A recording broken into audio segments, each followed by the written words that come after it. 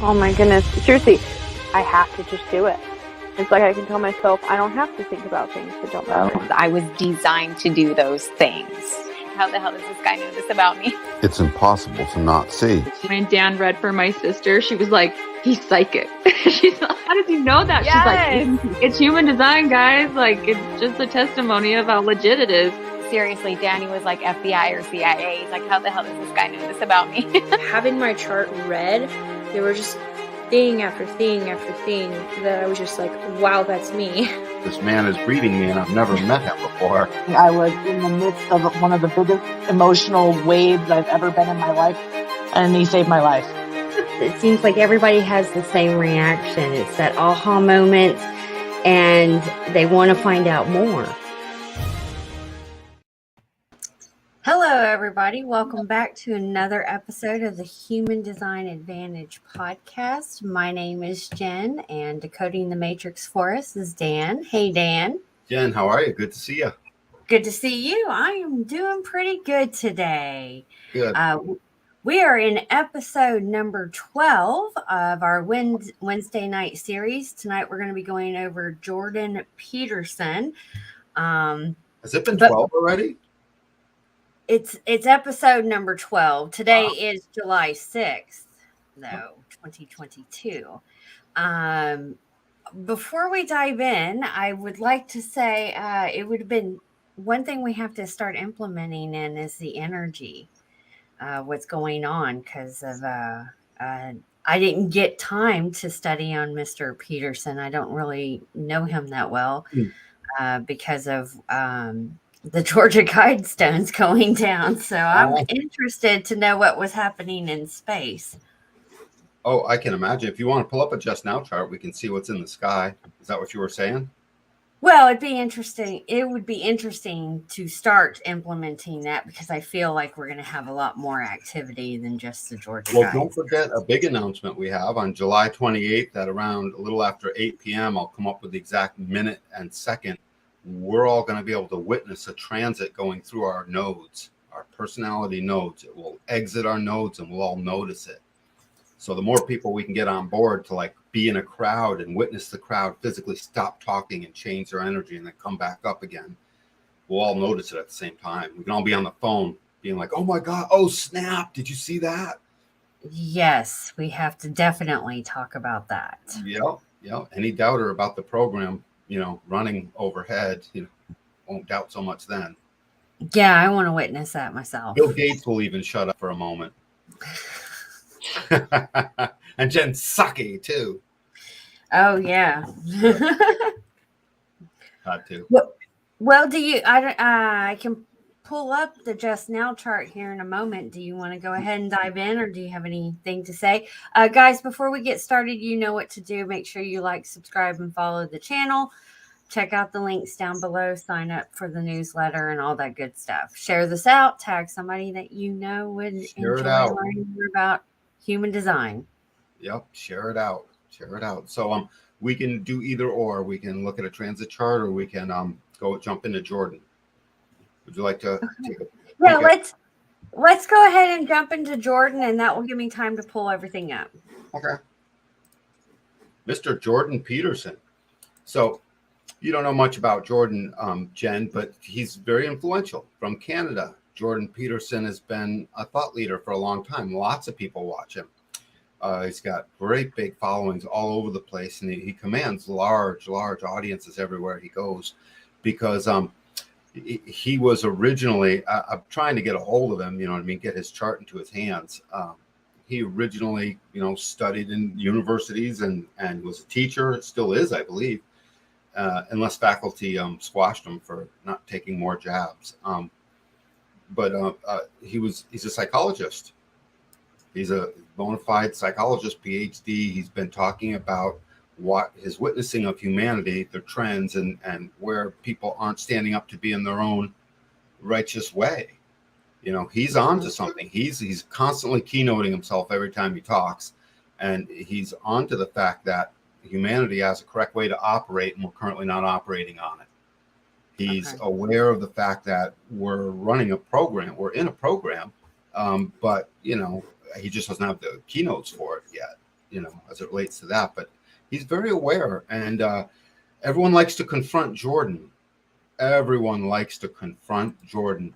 And if you look up his name, you'll find anyone who wants to look up his name, they'll find half of the Google searches or YouTube searches or whatever you look at will be someone versus Jordan. Smackdown from Jordan by Jordan Peterson. They always put him in a confrontational role. When I say they, people reposting his stuff very often, and even his own marketing people, I believe, have people get on to argue with him. People want to argue with Jordan. He's on the cross of confrontation. So. Yes, that's why I brought it up. It's literally, he couldn't be living it out more clearly in a lot of ways. So what do we have here? First of all, we have a new view of a chart. People should know this advanced view is available. And it tells us so much. For instance, Jordan Peterson had an eating thing, and he had to go on to an all Atkins diet at some point. I think it's just meat or potato. I forget what it is, but it's like pretty rigid. And he had a close brush with getting very ill, and he sort of came out of it. Now, had I had this chart, been able to tell him, Jordan, are you taking in hot liquids every day? That one simple thing. Are you taking the time to smell your hot liquids, literally, feel secure in the environment that you're in, literally, and then eat your food? No cold beverages. I mean, you have to have a cold beverage sometimes, sure, but literally just dialing off the cold beverages in place of for hot beverages and hot food. He's designed to eat hot in a kitchen. This is right in his design, that hexagram that's got the number 3 on the far left of the chart. That tells me his dietary regimen. And we did some of this for you at one point. And so kitchens is basically what resonates to this third color, which is that number 3, blue on top, red on the bottom. And this is an indicator, along with the arrow that points to the left, that I can look at and say, let's talk about what hot things are you eating.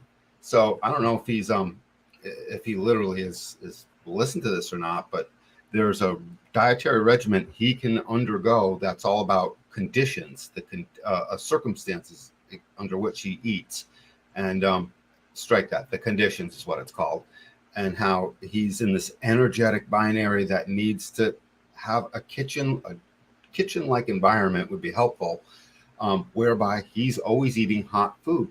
So if he ever pulls his food out of the fridge, it's not going to feed his brain system right. So he had a big issue with that. And that's just one thing. Anyone who knows Jordan knows this.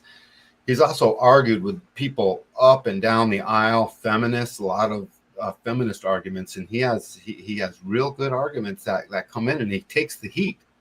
He literally takes the heat. People come at him, and he's sitting there going, he literally fights right back. He'll let people know exactly what his view is on why everyone needs to stand tall in their own self-personness and be themselves. So what do we have here for a chart? We have a manifestor. You probably got that down. Yeah, a manifestor and a 5-1. So people are always projecting upon him that he'll confront back. That's just something I can. Just because he's on the left angle cross of confrontation. Yeah. So that cross of confrontation is, if it says left angle, it's called transpersonal. This is him looking out over the other and needing the other in a transpersonal way in order to carry out his cross. So perfect cross for needing the other. He's here to absorb and withstand and fight back with confrontation. Now, he spent a lot of time in university making sure all of his credentials were right. So there's the one of that 5-1 profile. So once his foundation was solid, this man could argue like no other. Think about it. The general comes in to argue and basically save the day for himself and whoever's on his team when he's talking about a point, because his investigations are impeccable. So he's a manifestor. He's got that aura that will knock things out of the way as he moves along his trajectory. So what's he knocking out of the way? Resistance to the things he would study. So literally perfect. Yeah. Yep.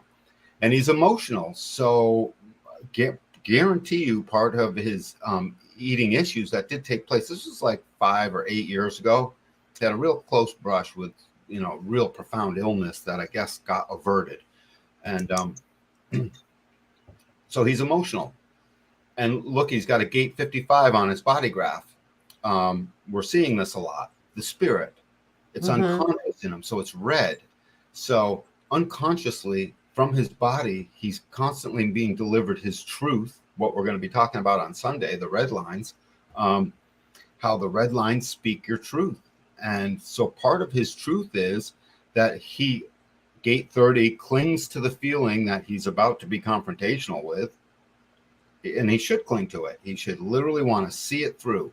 That's how he's designed to see it through. Gate 30 wants to, it's the clinging fire, wants to cling to the feeling and have that feeling be something that goes through the potential crisis into the progress of gate 35 in the throat that wants to sort of complete the thing. Completion, a form of basically been there, done that. That's what he's looking to do. And he doesn't mind in that channel of transitoriness from 36 to 35. He does not mind so much getting into the transitory nature of an argument. Think about it. An argument comes and it goes. It's transitory. It's sort of perfect form. And or a lively discussion comes and goes. They're not all arguments. They just pinned them up that way, commercially speaking, for a while. But that gate 55 is also unconscious in him. So unconsciously, Jordan Peterson has to fill his spirit with the topics he's going to be on. And I, for one, have seen examples when he didn't feel like being there. And you could tell he was getting very annoyed. His brain was still working just fine. He was still perfectly strategic, able to carry out his mission. But you could tell he didn't want to be there. That person wasn't filling his spirit. The topic wasn't, his spirit wasn't there to be filled. And he never quite had words for that. If you were listening, I'd be like, Jordan, there's a word for exactly when your tummy didn't feel full correctly. And you ate in an odd way that wasn't making sense to you, but you kept doing it. And you could have had a term for this. My spirit isn't right. And so therefore, don't eat. Wait 10 minutes. He's got a spleen. So he's got an intuitive knowing, moment to moment, that spleen knows moment to moment that this is good for me. And the spleen will constantly tell him that moment to moment, this is good for your spirit. He could have literally, he could have had that. And I could have literally given that to him. This channel of transitory is emotional. So anybody that's, had issues. So he went off stage for about 1.5 years. And in that time, chances are he experienced much of his manifestor anger. Chances are he experienced much of it leading up to the time where he took about 2 years off or 1.5 years. He was just gone for a while. It might have been during COVID, so maybe he didn't have a choice, but I think it was serendipitous to good timing, and I'm not sure which one it was, but he was not on a stage for quite a while, out of view of the camera. Because of the health issues? The health issues, and I'm assuming it's because of more than just that. Okay. He was dealing with his emotional wave.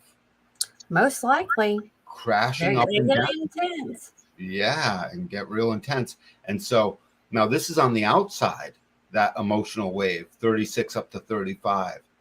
So first of all, there's no truth in the now for the emotions, meaning he has to literally go through his wave to know what's for sure he feels clear on. But his is like yours is on up the center. It's 22 to 12. That's individual. So that's just got to be in the mood or not, or it won't work. His is on that outside, stream of awareness, which is all about the human experiential way. I just want to have the experience. I just want to have the experience. And the feeling of crisis when he can't have the experience. He I can imagine he had these moments of just not knowing what the hell was going on inside of his body, when we could have explained it to him as just a chemistry, Jordan, that's going on inside your body that has you climbing up like you're about to climb out of the hole, and then suddenly you crash back down, and then you climb back up and it feels good and you feel creative out in the world, and then all of a sudden, for no particular reason at all, as Forrest would say, boom, crashes back down. And he would have looked for reasons because he's all very logical. He had all this education. Freud and who's that? Noon or Sung? Noonian Sung, the psychologist. It wasn't. He was more in the Noonian Sung camp than he was the Freud camp. And I forget if I'm saying that name right. Two main psychoanalysts of yesteryear were Sigmund Freud and the other guy. I keep wanting to say Noonian Sung, but I think I'm mixing his name up with a Star Trek character. You are, because I Googled it and I was like, wait a minute. Did I am, but Jung. That's it, Carl Jung. Carl Jung. Oh, okay. Yes. So he was more in that camp, and he brings all of this, his education, forward as it relates to what people are. He's got lots of nuts and bolts mechanics of knowledge of what swaths of the population are, and he actually calls it out real good. So he's super intuitive. He's got a good command of his subject matter and his knowledge base. He's old enough to have had experience, so he can speak from wisdom. But again, back to that crash wave, I bet you he didn't really have words for it for himself. Mm-hmm. It's one thing to help another. It's another thing to have words for it for your own self when you're experiencing it. And if you, at the top of his body graph, where the green triangle's pointing down, if people are looking at that, you can see there's a channel, channel 17 to 62, the channel of acceptance. This is in the logical stream of awareness. So, logical mental stream. So we have one channel that's collective, abstract, experiential. That's the emotional one. And then we have another channel that's connected to the throat, and it wants to speak out logically. It wants to give its opinion. It's loaded with details. That gate 62 is loaded with details. So as soon as he's in an argument, out comes piles of details. They're just there. He doesn't have to go back and recite them. He's got gate 62, which is a metamorphic gate that, genetically speaking, metamorphosizes what we see visually in our mind's eye. It turns that into language. It sort of like splits it apart, puts it back together again into language of that which he's visually seeing inside. It gets people to see the picture, basically. Okay. And all of his vocal quality is always about getting people to see and feel the picture. He's wicked good at it. He gets people to see and feel the picture. So emotional, that feeling. He's a psychologist. I would assume he is. Yep. But he's just particularly good at it, and I can see what it is. I can see that he's got this emotional definition, which gets people to want to feel. He wants people feeling he wants to share his feeling with them, his desire, his hunger for the experience of getting through the subject matter. As soon as he gets into it, he wants to share that with everybody. So, but his logical side says, well, hold on a minute, hold on a second. Let's make sure it's logical. We have lots of details. I've got opinions. I can look into the future with this. Yet the crash wave and experiential part of him says, damn it, man, damn the torpedoes, just full speed ahead, keep talking.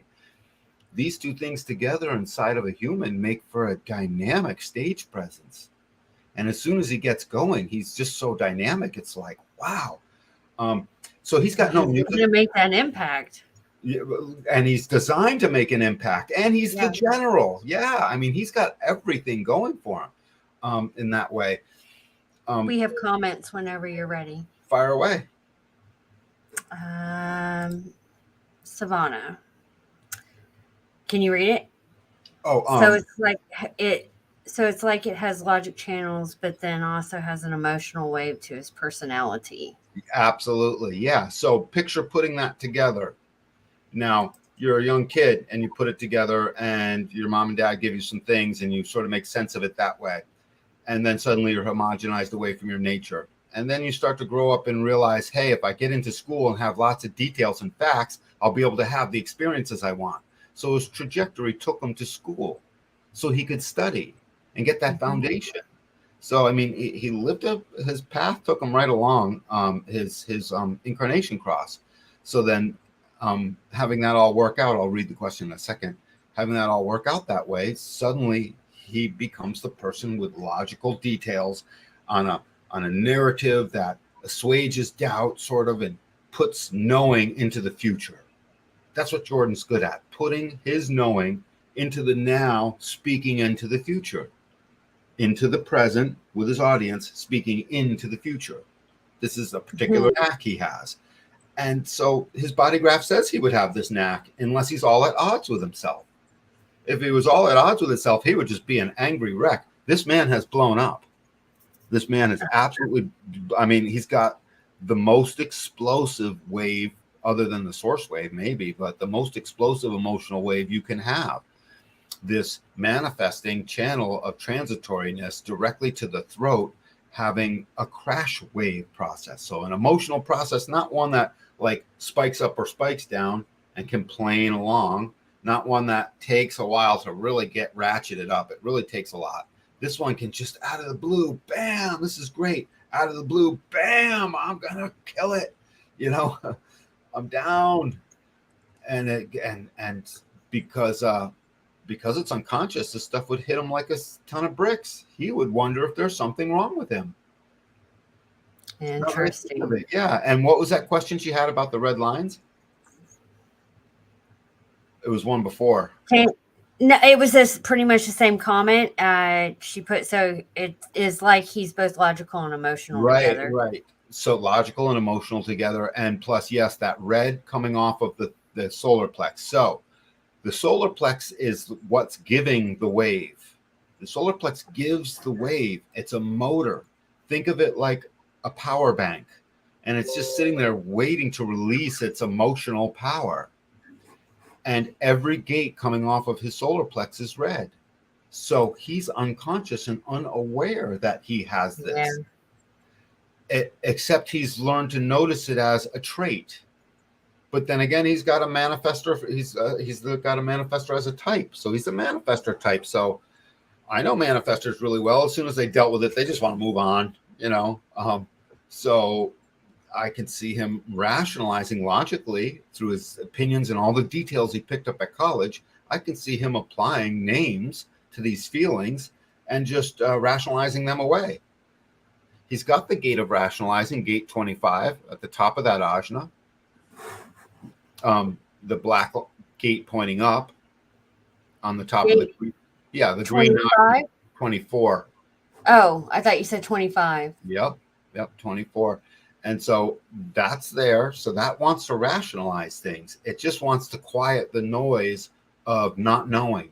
Not knowing is a noise because it makes him return over and over and over again to it. And he's aware. He probably likes that most of the time. It's like, oh yeah, they gave me something. I'm not sure what it is, but he's going to just obsessively return to it. And so he comes back with his facts in order. He never misses having his facts in order. Classy man too. You know, he's a classy man. He's a good guy in that way. So he's returning. I gotta check him out. I don't know much about him. Stare into his eyes for a moment. That serious beady eye that you're looking at, that's staring at, it is cutting apart whatever it is he's looking at. And it's not from a lack of love. It's from a great deal of power that knows it's powerful and chooses to give love first anyways. You know, he actually started a campaign that's taken off. Everyone's used it. It's that campaign. He started this earlier on in COVID, where it was a nice man is not a strong man. A bad man is a strong man, and a bad man that keeps the wicked part of him in check is the strongest man. It was this, I've seen it replayed in different words over and over again on TikTok and YouTube and all the little shorts for, 15-second things where someone will come on and narrate, just because I appear kind, be careful because there's still a raging animal underneath.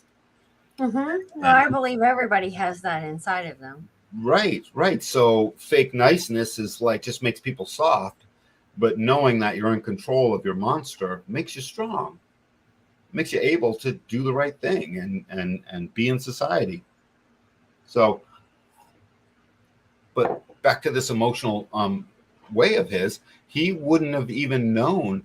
He would have given this logical names that come out of his brilliant ideas, which, by the way, he thinks he's brilliant. This man thinks he's brilliant because he's got an open head center. Yep. Well, he does have an open head center. So it's got one activation off of it, the gate of doubt, and that will cause him to immediately tilt towards doubt as too many things pour through. So I'm not sure how he's worked on that, but I've watched him focus like a laser beam. So that whole notion of too many facts pouring through seems like an animal he got his hands around mostly, except for that time when he was in that very bad way. I'm guessing that is not the first time, is the thing. He's been in a bad way.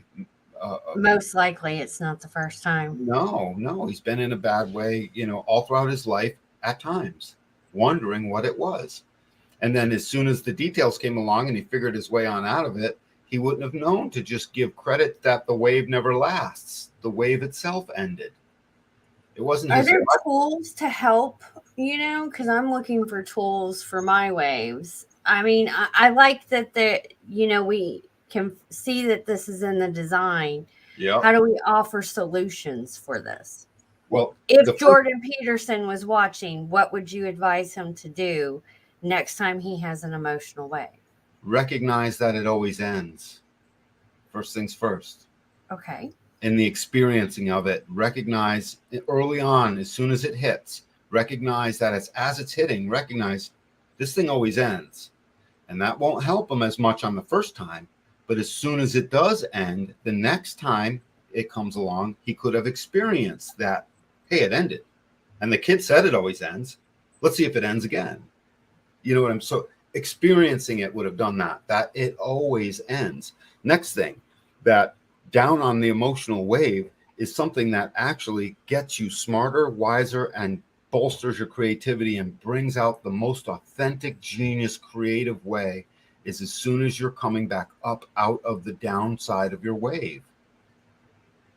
Every time. So if someone was really serious about wanting to understand their wave, they would journal on the way down and journal on the way up. Journaling makes my eyes roll when someone tells me to journal. You know what I mean? I'm not, it's just not my thing.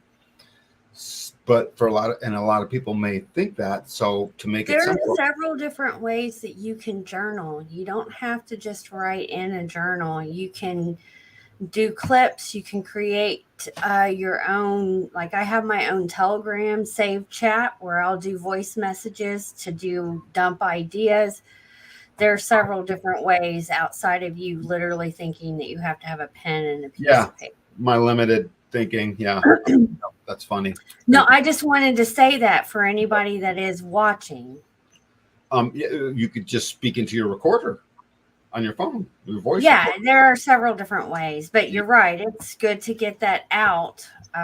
That's one of the things that I've been doing. So Jordan likes to go fast. He's a manifester. He wants to go fast. He's got a manifesting channel, direct manifesting channel. He wants to go fast. He's got a defined ego, wants to go fast. So if any kind of taking notes or speaking into a recorder, you could just make it quick. The date, the time, and briefly what you felt in the moment, and then cut. That's it. That would be the journaling. Spoken or written down, even if it's just a few words, because you'll piece it back together. You need the date and the time. That's probably wicked important. So you can see the frequency. You're looking, this is an up and down frequency. So you're looking to see what is the time elapse of that frequency. That particular one. How long each one's lasting? Yep. How long did it last? How long was it down? When did it go down? When did it start to come up? And as soon as you jotted that down 2 or 3 times, then you can start to see that there's a pattern that starts to emerge. everyone's got their own unique pattern. And when you spot it, it becomes no different than the regularity of other patterns that girls are all too familiar with. You know, you guys have a little friend that visits you once a month. So yes and no. So I have been doing that. And you touched on this the last, not this past Sunday, but the Sunday before, because I had asked you, when you have an emotional wave, that is a signpost to let you know that you are not in alignment with what's going on. I've been tracking my emotional waves, and I can actually go back to my journal because I'm journaling previous years when I wasn't quite tracking my emotional waves, but I know when I was. right. And that has told me on a time frame of what is currently going on in my life that's triggering emotional waves. It's telling me where I'm at. So it's been inconsistent over. I would say I've literally been tracking myself and in accordance to the cycles and everything for about 5 years now. Well, it won't act like the actual regularity of a monthly cycle, for instance. There's no way. No, but that's good to know because it's been consistent on one hand, but it's also been a little bit different on the other. But that can help you narrow down what is going on that's triggering those emotional waves. Jen, this is so valuable. Can you douse out, just sort of add your own flavor to the difference between some yes and some no? Where's the no part of the regularity? Some yes and some no, I saw as it relates to okay.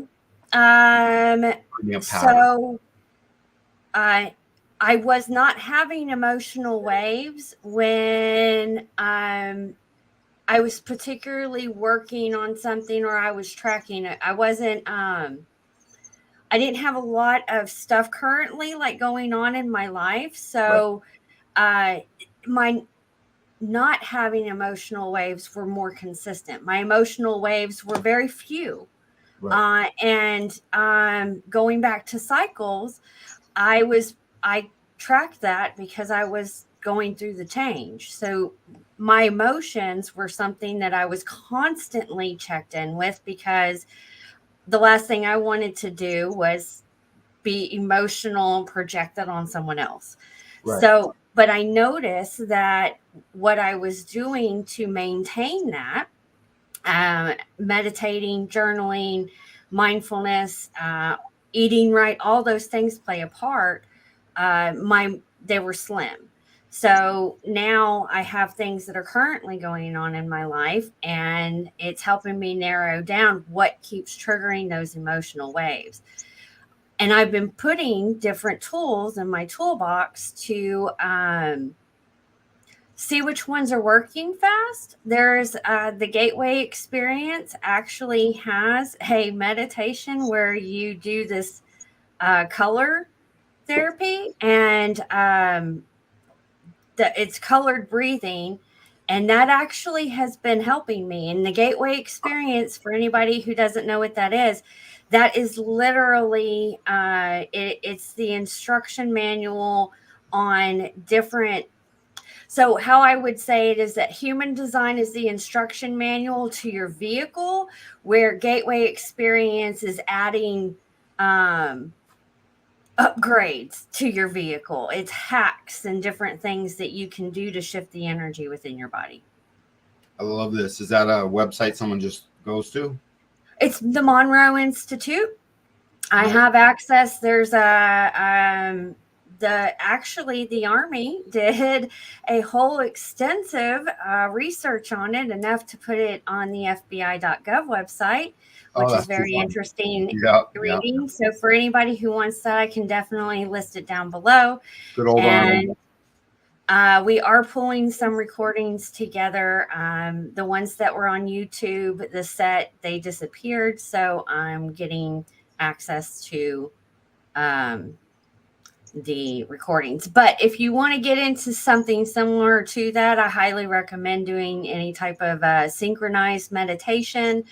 That's where you get both the left and the right hemisphere of your brain balanced, and then that's what helps fire up both cylinders. So if anybody who has seen the movie Lucy.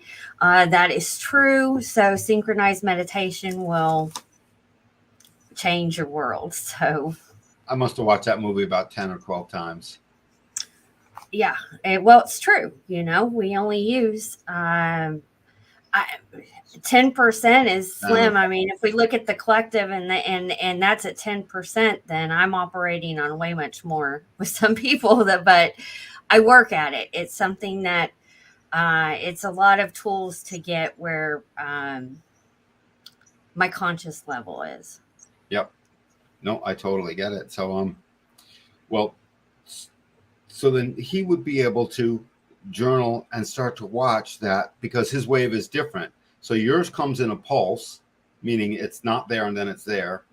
It's fucking blue. Yeah, out of the blue, and it's individual, so it carries with it an extra wallop, because that means there's melancholy with it. The melancholy over the emptiness really is what shows up the most, and an emptiness feeling that just gets nervously, is stubbornly doesn't want to go away. So it feels, when you're in it, it feels like it wants to never go away. Mm-hmm. And so he's got that in his body graph. He's got that. All of his emotional gates are red. So Savannah had asked the right question. And yes, his emotional wave starts in a tunnel.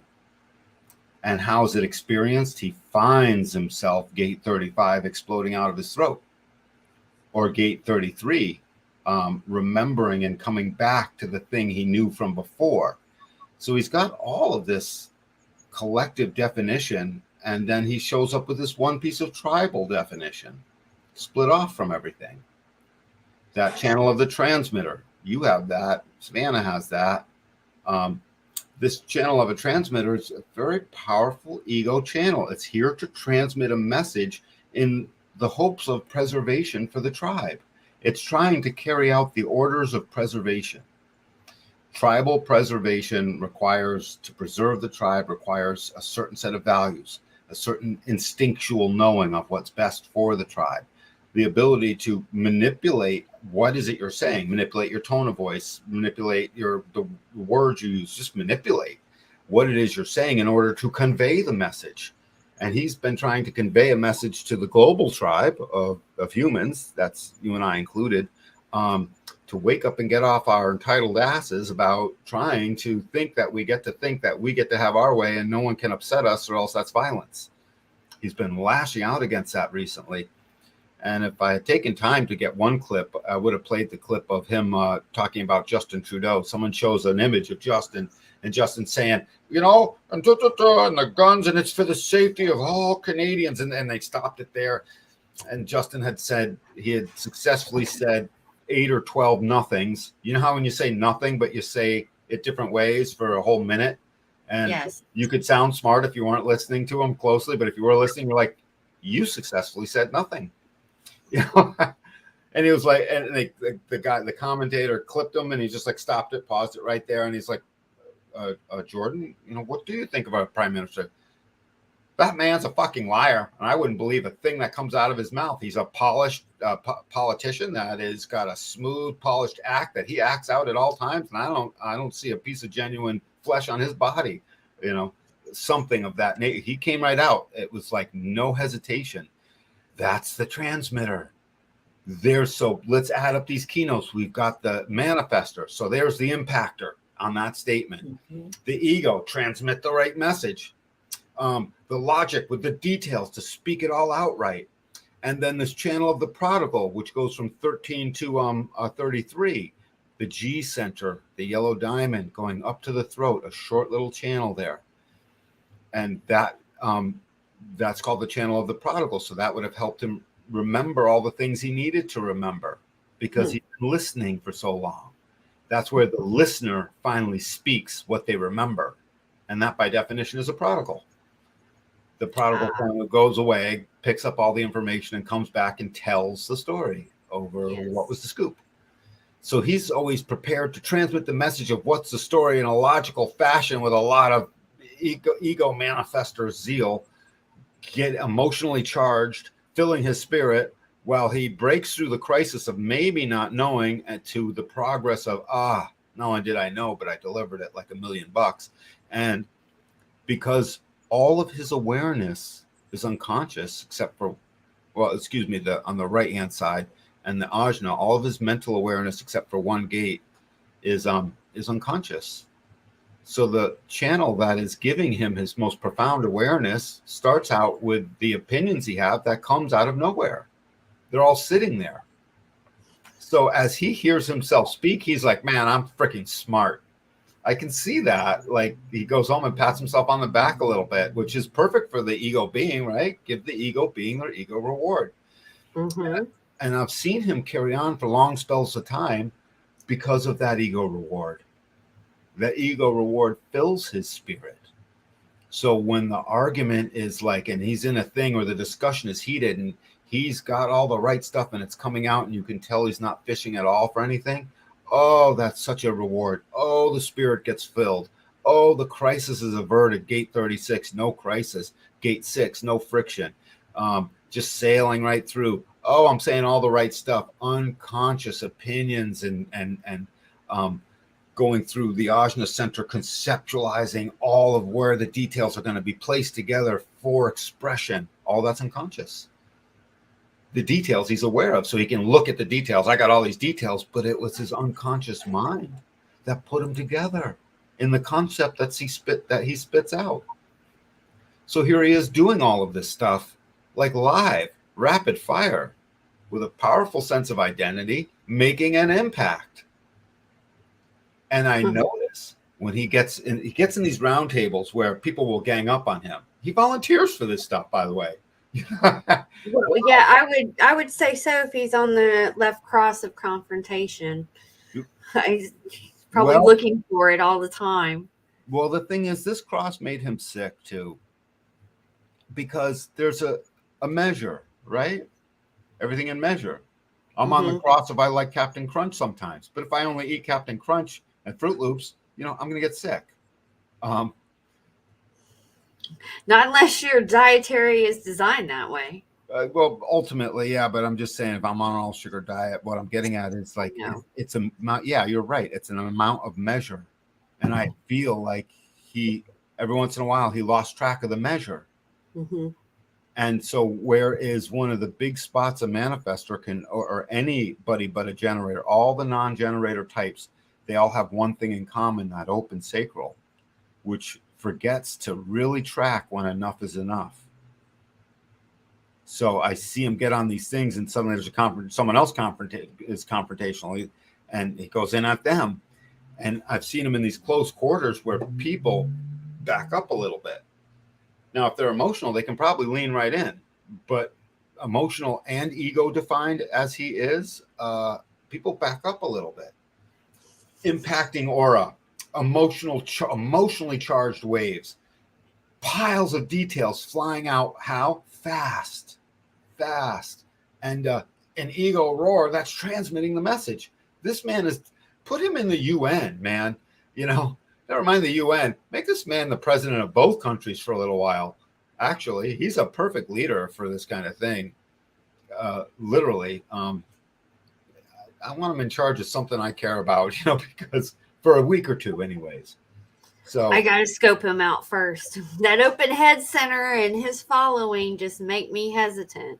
Well, yeah, absolutely. What about his following first before I do the open head? He's got a big following. So I'm hesitant with accounts over a certain amount because I know that anybody that comes on that has a huge influential following and talks against the system, you bet they are watching. And if he's talking out against Justin Trudeau, and then some. He's fully on board. And you know what? He's a little older, and Dr. Jordan Peterson took the gentleman's route at first. So in the beginning, and right at the beginning, Jen, when you and I would have been like, F this and and no way. And he would get on and he'd urge a little bit of calm and maybe there's a reason for it. And and he remained skeptical and whatever. He didn't come out guns blazing until finally he came out guns blazing, and it's been gun blazing ever since. Oh, I'm pretty sure if he's a 5-1 profile, he's been doing investigating for so long so that he can back up what's coming out of his mouth. You know what? That's a wicked good point. You know, I'm I'm all a 5-1. I the more that I investigate, the more I know on something. This is why I will not budge on my beliefs. Mhm. Because I get back, personally, I think it's justified because I've invested a lot of time in investigating, and a lot of people that want to either not may disagree with what I have to say have done little to none investigating.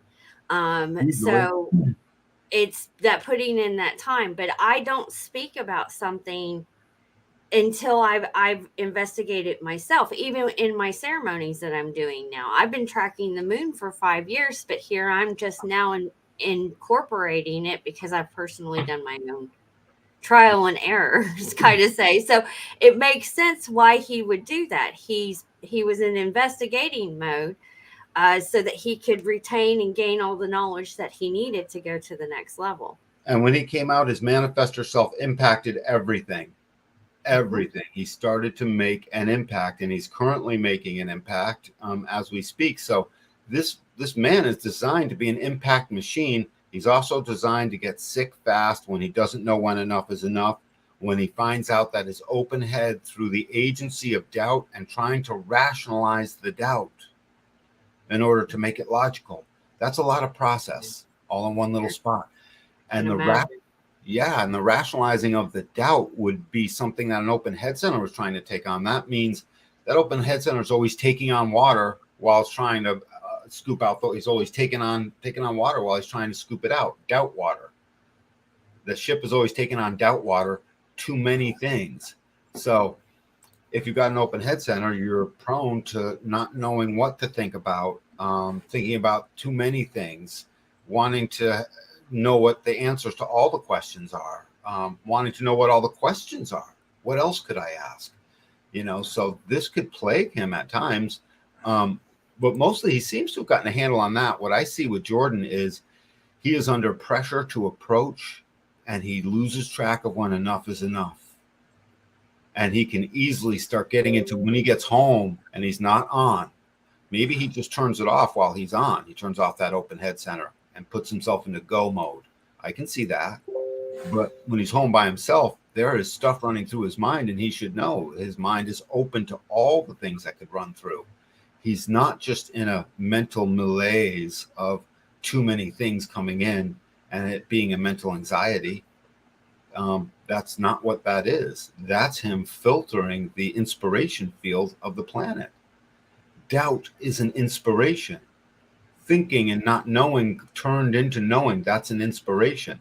Confusion, the pressure to be confused, that's the doorway to that collective side of inspiration.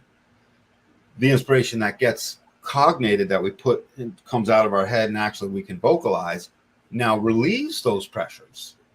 So he's always relieving that pressure that's in his head, only to find it fills back up again. So he's taking on water. I don't know how he deals with it, because his live presence doesn't show what I very often do see when I see an open head center. Great deals of like just not realizing which question to answer. I have seen him bounce around plenty and be like, well, if you want to talk about that question, but that's okay, because allowing someone else to lead into the question is not the end of the world.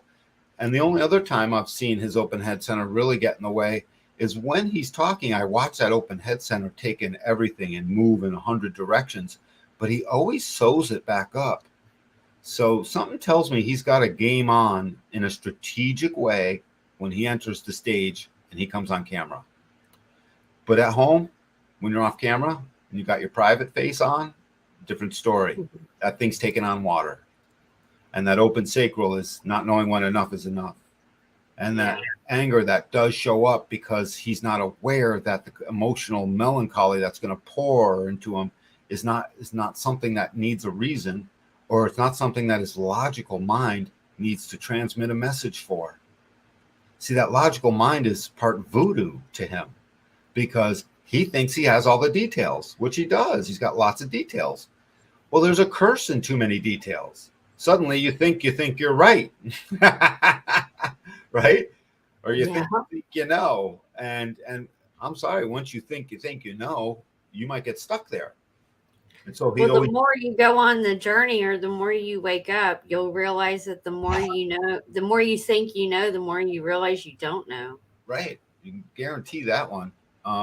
That's a fact. So yeah, that's a thing. That's a thing. If he were here, he would argue right now. I can hear his voice arguing. Well, there's a whole swath of things that we can put in a bucket that we do know we know, and he would be sort of right about that. So,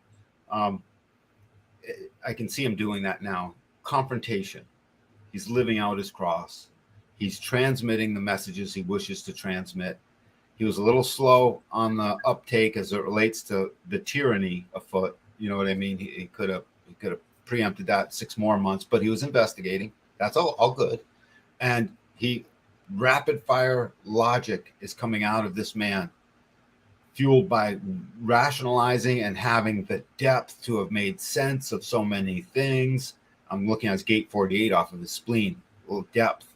These many years on this planet, with that gate in a defined center, this man has depth. This man has depth. He's loaded with depth, and it's conscious, so he knows it. I just wonder what he does with himself when he gets on stage and feels. There have to have been times where he could feel that emotional wave brewing. Those are probably the times when he looks like he's a little off kilter. I see it in his eyes. probably. Yep. So this is our Jordan Peterson, man. He's literally doing exactly what he's designed for. Let's look at this cross real quick. Or do you have a question you could think to ask? I do not, but we have comments. Yeah, someone. Savannah said earlier that he has the podcaster channel 33 or something. Yep, 3313, the channel of the prodigal. I guess that is a podcaster because it's always there recounting the past to tell the story in the now and share it. It's there to be shared. Uh-huh. So, and then the 4426. What is that? Oh, yeah, the entrepreneur salesman channel. Yep. Mostly it's also, well, in his case, it's keynoted with the transmitter, transmitting the message, and he's transmitting it in support of and for the love of the tribe. And you can tell in his collective way, the tribe is all of us, except for Justin and his kind. Instead of what? I didn't catch that. Yeah, except for Justin Trudeau and his kind. Oh, yeah. Yeah. Hey, we'll even be able to watch Justin Trudeau shut up on July 28th at 8 p.m. something. That would be interesting to see. I cannot wait to see this happen. And then she put, so he's good at persuading people to his way of thinking. Yeah. If you've ever watched enough of him, it almost always goes that way. People sort of have to surrender, or they're so convicted in their point that the best it ever really gets is a form of a stalemate. And there's been a time or two, I do believe, where Jordan was like, oh my God, you schooled me. But he doesn't seem to mind being schooled, which is, I love that characteristic in a person. Thank God. Well, if he's really good at the investigation part, he's going to be wanting to be open to receive at some level.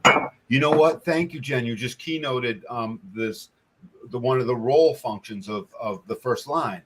So the first line has these 4 main, 6 real role functions, 8 profile functions. But the one I'm looking at now is this being's genetic role unconsciously. His role and his openness to the other is called empathy. It's the empathy to listen. Now, it's his limited perspective, so it's still limited. It's limited empathy, but empathy in the now to listen, because you need to listen so you can hear what you need for your foundation. You might need what the other person says. And in that empathy, in those moments of empathy, this is a great thing for a psychologist. I bet you some of his patients have really loved him. I would say yes, that would be. Yeah. And so I love reading a chart when I don't realize what's there as much as until I'm speaking it out. You know, I love these little surprises I give myself. And so I just get tickled pink at that, Jen. So you take this prodigal channel and you take that ego transmitter, and yeah, he is here to transmit that message. Look at his arrows. Most of them are to the left. The arrows to the right and left of his head centers. So we've seen a lot of people where the arrows are to the right, you know, amongst us anyway. So we're open, receptive, and, you know, it's hard for us sometimes to perfectly stay on track, but he's got this strategicness in him with one right-facing arrow. I find this very interesting. This is the same variable that Ra Uru Hu had. Oh, interesting. It is interesting. What it is it's an incredible active body, active mind, and active focus on a strategic path through, in this case, a conversation, a dialogue, an argument, a debate. Strategic, he stays on point with that. So that helps him stay on point and cut through the clutter that would be in his head, his open head center. He probably just turns that thing off. He's a manifester. It's probably good he doesn't have a defined head center then. In that case, it could very well be. Well, actually, of course it's good because there's his chart. So it's got to be good because it's in there. But I understand what you're saying. You're exactly right. It being open allows him to be open to the inspiration coming in from all parts, everywhere. But I watch him more times than not discount whatever their inspiration was. It just negatory. And when it's a debate, he picks a side and he's relentlessly confrontational with it. And he's learned to do it in a way that is that of a gentleman. Hey, you can tell someone to go pound sand by keeping at the debate according to the rules of etiquette of a good debate you'd care to be able to televise. Yes. Well, that goes in, you know, Yep. It's all how you respond. Yep. And so he's got all that going on. But the one right arrow that's pointing to the right is his personality's view. His personality views this whole big arena of everything. No real focus on the view. If he and someone with a left-facing arrow are sitting on the same bridge of a ship going down, you know, sitting in a harbor, he's taking in the whole harbor, and the one next to him is taking in something really specific, something that they're focused in on one at a time. And with that open view of his, that means that both off screen and on, he can just take in the total view of his surroundings and adapt where his strategic focus goes. It's a way for him to channel.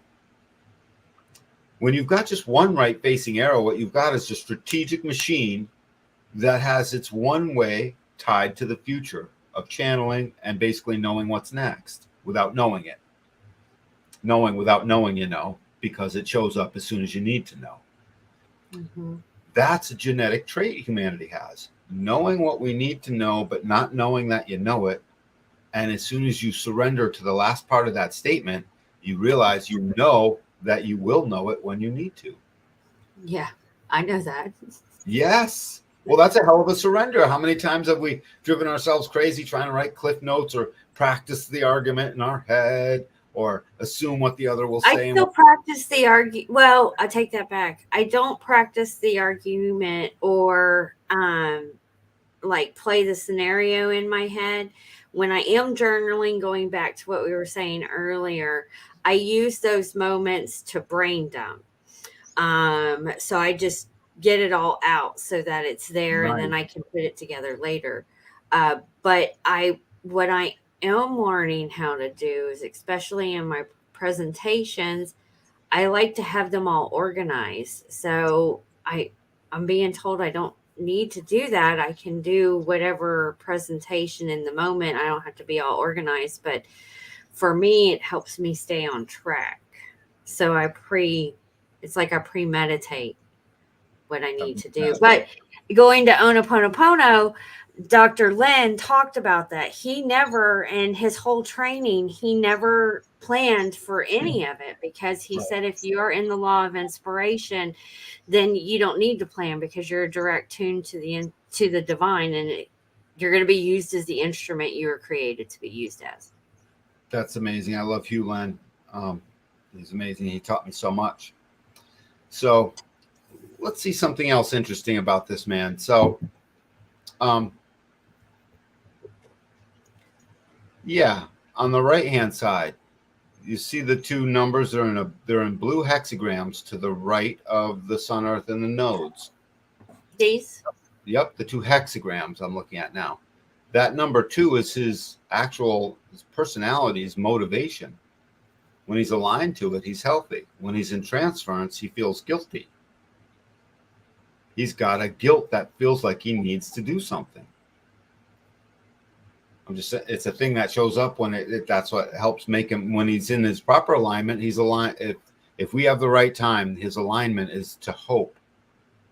Literally, it's lined up to hope, and it resonates with his, it harmonizes with his personality profile line. So he's profoundly aware that the general that literally has hope as an energy can then argue with the hope of the world. He doesn't need to know. He can hope up front that he'll know in a little bit. He always knows when he needs to know. And if he always feels like he has to do something about it, always having to do something about it, well, he's going to make himself very anxious. He's going to make himself very anxious if he's always doing something about it. Guilt is the transference. And guilt isn't like, I feel guilty. It's just the sense that, oh, I should do more. We decided to keynote it with guilt because it was the closest thing we could find and have it be one word. The feeling that you're supposed to do more. You know, I should do a little more. Oh, I should probably help that person. You know, I better. It's always about something as it relates to yourself in the world with the other. And he's got a fifth one down right across from his nodes. That's his view. His view is all about probabilities. And I have watched this man use the word probability over and over and over again. He's all about probabilities. When he really starts to get confused is when people try to ask him to consider the possibility. It's just a transference. It's a thing for him to recognize. When he transfers into, well, it's possible. I see him talk about, well, it's possible, but he always goes back to, it's not probable. So every time I watch Jordan, I look at his chart, I realize he's got the serendipity of a lot of alignment to who he really is. And that's a serendipity because it's far more easy to be not very well aligned to who you are and have everything be murder, you know, torture. Mm-hmm. So I say our Jordan is lucky that way. And then the last thing I think I would look at would be the split. We'll finish up with Jordan Peterson's split. The split definition.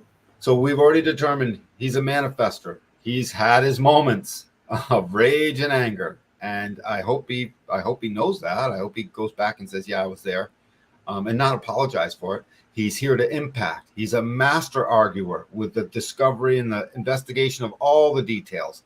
He wants to experience with a hunger, his spirit, fulfilling his role out in the public, sharing his self, which is on the cross of confrontation as the general, the 5-1, to transmit and deliver the message that he always knows he's collected the details for. This is Jordan Peterson. And we could, with a very strong identity, I might add. But he's got a hang up.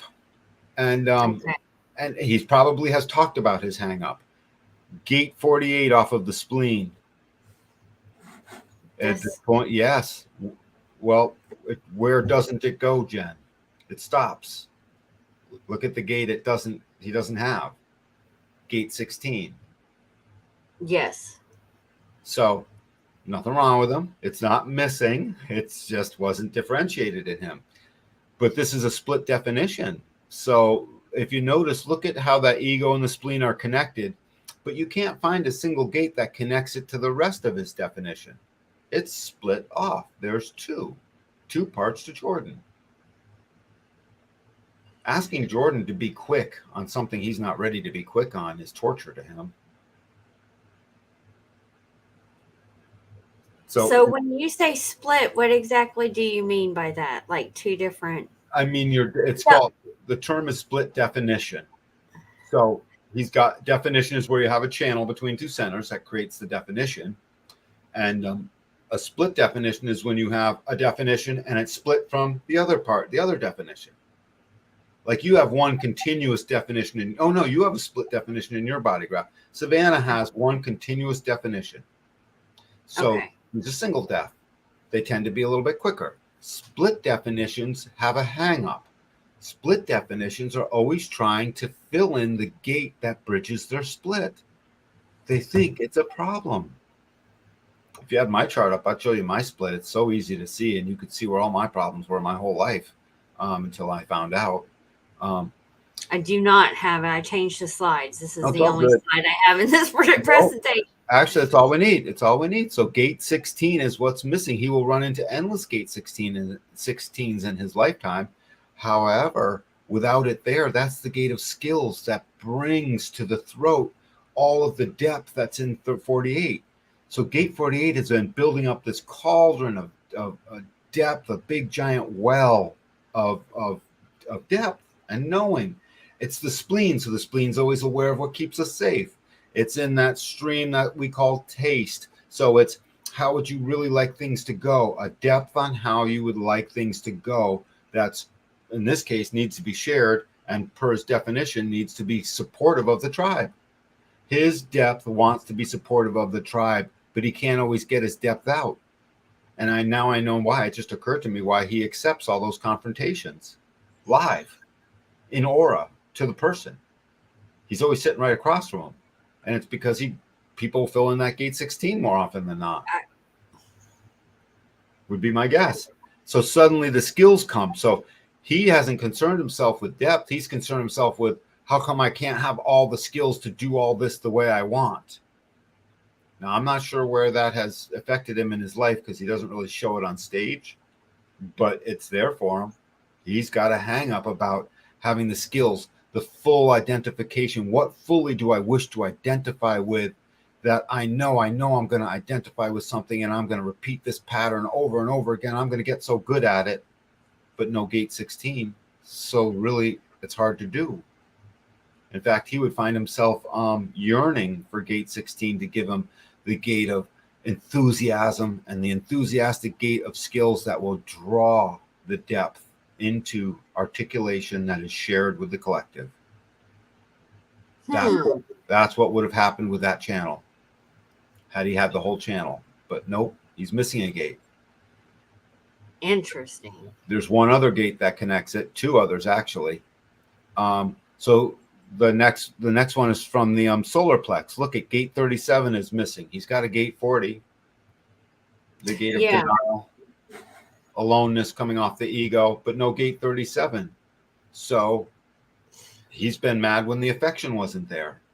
He tried to be the affection. He's longed for where is the right affection. He's always looking for the right affection in his life. Now, if he's happily married and has the right partner and his daughter loves him and this and that, then chances are he's got that. But this has been a thing for him, looking for the right supportive, instinctually supportive affection that fills the ego and strokes that ego enough to make it work for them. Jordan's willing to be a workhorse for the right gate 37. I mean, if he weren't married and the right 37 walked along, suddenly Jordan would be that 37 slave. You know, not literally, but he'd be it's not a slave when you're happy to go to work. He'd just be, willing that suddenly that gate 40 opens up and says, all right, I'll turn into the love of work from the nihilist I was, and I'll just turn it back into the love of work for you, honey. And sweetie will give him a kiss, and that will literally fill him for the day. This is a design of the right kiss fills you for the day. Not everyone can say that. Is that Go ahead. Is that because it's both black and red?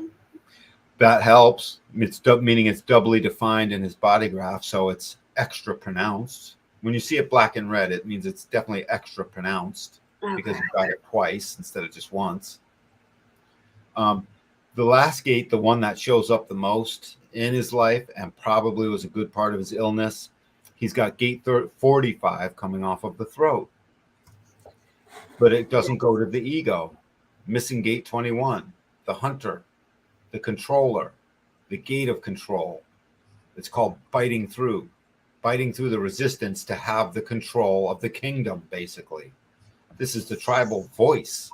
It wants to speak out the tribal voice. So he's got a very good tribal voice and a good center, but he's missing the gate of control. And some of his blow-ups in his life were, I'm sick of having no control. Why can't I control this? Why can't I control my feelings? That would have been a big one. Why can't I control what's going on in myself, in my life? I'm laughing because I have the same thing. Oh, that's one of your bridges too. That's one of But your it's red. Yep. And I have investigated. That's one of the reasons why when I first dove into mindfulness, and then I dove into controlling my emotions. I was control freak for years, and I was trying to control the things on my outside, and that never worked. I flipped it to internal, and one of the things that knowing when to speak, all those things. So I investigated that. What was that? How'd that work out for you? Trying to control yourself on the inside. When you flipped it inside, that didn't work out so well either, did it? Or did it? I know it did. Yes, that's what I strive for. That's what I coach people on. Is that's the only thing that you have control over. It's not easy. It's taken years to get here. It's a lot of practicing mindfulness, but that goes back to being the observer. So if you were really being the observer and in the experiment of your design and watching all of this, then that takes a level of being mindful and a sense of control to be able to do that, because you've got to know not to react when things come up if you are observing. All day long, Jen, you couldn't have said it any more clearly. So when you were pointing this out, I'm pretty sure somewhere along the lines, and him being a psychologist, and very well of how the mind works and the subconscious, especially if he trained under Jung, I can bet your ass he spent a lot of time investigating that. I bet you're right. And you know what? He's brave. I've watched him be brave. I bet you he asked colleagues to ask him questions, stuff like that. Try and get at what's under it all. Would have been an interesting thing to do. As a design professional, I love asking anybody to ask me stuff about my design so I can put myself to see where my hot seat is. If it feels like I'm on a hot seat, I would like to get rid of that, because it's easy. Seeing it kills it. The more you recognize that seeing it kills it, the quicker seeing it does kill it. It brings it to the awareness. Yeah, it's like a muscle. It's not easy. It takes a lot of reps. Yes, a lot of reps. So this is Jordan in a nutshell. He doesn't have to worry about how he gets his depth out. It comes out naturally as soon as he's in the right place to impact the people according to the experience he's having. That doesn't require skills. That requires him to be himself. He doesn't need to worry that he doesn't have control over the theater and the thing that he's in or what was about to happen, because he's automatically in control as much as he needs to be as soon as he's letting the details come out according to that beautiful logic system he's got rolling along there. And he doesn't need to worry about the right affection. The right affection, he'll either find it or it's found him. My guess is he has the right affection in his life, or at least he has affection in his life. I mean, affection's a real specific thing. He's not healthy without it sometimes. I have that too. You have gate 40? Yes, I do. That's another one. That's one of your bridging gates, Jennifer. Mm-hmm. You also have a gate 48, don't you? Because I bridge one of your splits, and you bridge my split. You have 3 of them, and I bridge 1. No, I have 57. Right. Okay. 57 is what I bridge, and I have all the other ones that bridge it. I have all 3 of them.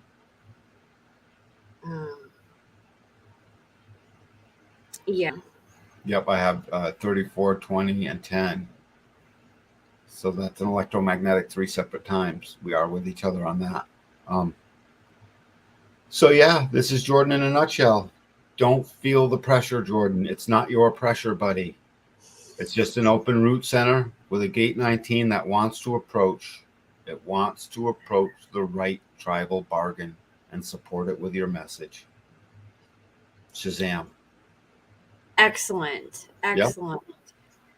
That was a good job, Dan. I like Jordan. I've always liked Jordan from the first time I saw him early on in the pandemic. I will have to check him out. I'm not familiar with his work, so but yeah, very interesting. I've been coming across a lot of 5-1 profiles, manifestors, emotional 5-1 manifestors. So one in that lesson, Jen. Apparently it's an important one. Yes. So I'll definitely have to check him out and see. I'll go investigate him with my 5-1. That's what I'll do. So thank you, everybody who joined in to tonight. Don't forget to join us on Sunday, where we're going to be going over, is it the subconscious or unconscious, the voices of our red lines and the truth that they speak. Can I speak that title? What? Can I speak out that title with my own flair? Yes, go ahead. Is it the subconscious or is it really just unconscious?